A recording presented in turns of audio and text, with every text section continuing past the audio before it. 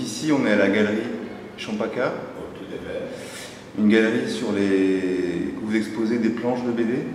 Les planches originales de bande dessinée et tout ce qui va tourner autour de la création en bande dessinée. Donc nous n'aurons pas uniquement des planches. On a fait entre autres dernièrement une très très belle exposition de Jacques de Loustal, où là Jacques nous avait concocté une très belle série d'huile sur toile. Donc Loustal, BD évidemment, mais technique particulière de la peinture et pas du tout en vue d'édition d'album cette fois-là. D'accord, donc c'est des auteurs de BD qui font pas forcément que de la BD. Pas forcément, Voilà. mais qui restent toujours avec leur spécificité en termes visuels, bien sûr. D'accord. Et donc vous avez ouvert quand ici? En avril 2013, à Paris, à Bruxelles, la galerie a 5-6 ans, et les éditions Champaka ont plus de 20 ans. Éditions Champaka qui édite des livres sur la bande dessinée et pas des albums de bande dessinée. D'accord. Et vous éditez aussi par exemple des catalogues d'exposition d'artistes que vous recevez ici? Non, pas nécessairement, mais par contre on fait énormément d'expositions qui suivent l'édition de livres. Par exemple, on a fait dernièrement, avant l'exposition Annie Göttinger, qui est actuellement au CIMED, une exposition d'Evermeulen qui suivait immédiatement l'édition aux éditions Champaka d'ailleurs du livre automotive du même Evermeulen. Donc là, édition Champaka, l'exposition d'Annie Göttinger a été conçue, l'exposition suite à l'édition de son très beau bouquin que tout le monde commence à connaître, Jeune fille en Dior, qui là n'est pas chez Champaka comme éditeur mais chez Dargaud. La prochaine exposition, d'ailleurs toujours à la suite de la sortie d'un livre, sera une exposition de l'Argentin Carlos Niño, suite à la sortie, c'était la semaine dernière, de son livre sur Buenos Aires aux éditions Les Rêveurs. D'accord. Donc c'est qui les auteurs que vous recevez ici? C'est un peu n'importe quel auteur de bande dessinée? Non, les meilleurs. Les meilleurs. Je pense qu'il y a les auteurs que l'on peut caractériser comme historiques. On a ouvert, par exemple, Paris avec une exposition qui était à la fois à Bruxelles et à Paris, c'était Ted Benoît. Annie est quand même une grande dessinatrice depuis quelques années, on ne va pas dire très longtemps, mais depuis quelques années. Donc oui, on travaille généralement avec des auteurs confirmés, je pense que c'est cela qu'il faut dire. Mais on reviendra pas du tout dans un style arrêté. Effectivement, quand on passe de Jacques de Loustal à Evermeulen, à Annie Göttinger, à Carlos Niño, et après Carlos, nous aurons une très belle exposition de Grégoire Solotareff. Grégoire qui quittera pour l'occasion ses dessins pour enfants et qui fera des dessins pour adultes, on peut le dire. Donc oui, le style est éclectique, on essaye de varier, de travailler en contraste, et de toute façon de travailler sur deux critères, la qualité évidemment, mais l'amitié peut-être aussi, parce qu'il y a vraiment un travail en profondeur avec les artistes. D'accord.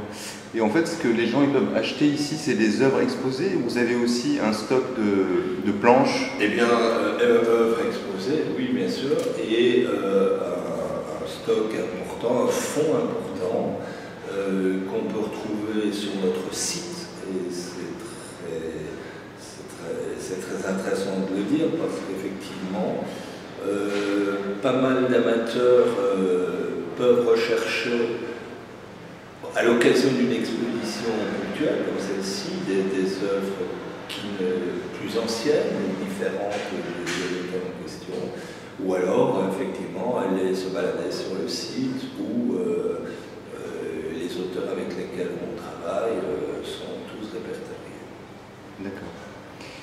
Et au niveau des prix, une planche, ça peut aller d'une fourchette de pas cher à très cher. Suivant mais moi j'essaie toujours d'avoir une politique qui soit à la fois intéressante pour l'auteur, mais à la fois et surtout intéressante pour l'acheteur, en ayant à cœur à ne pas exagérer les prix, que les œuvres soient les plus accessibles possibles. Alors généralement, et dans cet esprit-là, nous avons les œuvres originales qui ont donné naissance à l'album, et à côté de ça, des tirages, conformément d'ailleurs, en encre pigmentaire, qualité artistique, dans un tirage pas important, 5, 6, 7 maximum exemplaires signés, et là on va tourner autour de 500 €, ce qui est évidemment la possibilité d'accéder à des images de très grande qualité, signées, numérotées, effectivement, je l'ai dit, à un prix extrêmement abordable.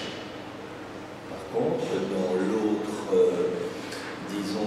partie de notre offre, et généralement, les auteurs s'engagent à présenter, et c'est le cas ici avec Annie Oettinger, des dessins originaux, donc qui n'ont pas été faits pour être édités en album, donc dessin original qui lui va, c'est normal, va être vendu à un prix légèrement plus important que les planches de l'album. Sinon, par rapport aux auteurs que vous avez ici, c'est franco-belge, ça peut être aussi étranger, asiatique ou sud-américain? Eh bien, le prochain, Carlos Nin, argentin, sera sud-américain, bien sûr. Après ça, nous aurons notre ami Solotareff, qui est français. Et puis, c'est vrai que la question qu'on peut se poser, c'est sur l'école franco-belge, que nous connaissons tous, mais qui n'est pas nécessairement un apanage d'auteurs ni français ni belges. Ted Benoît étant d'origine suisse, par exemple, mais bon, effectivement, étant comme Eva Meulen, une des têtes de file de ce qu'on appelle la ligne claire, et on sait que la ligne claire est un peu l'apanage, pas un peu d'ailleurs, et l'apanage de ce qu'on appelle la bande dessinée franco-belge. D'accord. Et est-ce que vous avez aussi des auteurs issus d'éditeurs indépendants? Oui, mais c'est le cas avec Carlos Nin, qui est édité chez Les Rêveurs, éditeur indépendant par définition, et j'ajoute éditeur de très grande qualité. Et des gens qui viennent par exemple de l'association comme Trondheim, Kilofer? Oui, bien sûr. Nous ne sommes liés à aucun éditeur, donc ça sera parfois des éditeurs bien connus et importants, d'autres moins connus et intéressants. Très intéressants. Et vous avez combien d'expositions par an à peu près? À peu près une dizaine. Une dizaine, donc un peu moins d'une par mois, quoi. On va dire. On arrête le mois d'août, ce qui n'est absolument pas, où il n'est pas utile d'être là. Et donc oui, c'est à peu près ce rythme. Ok. Merci à vous. Mais bienvenue chez Champagne.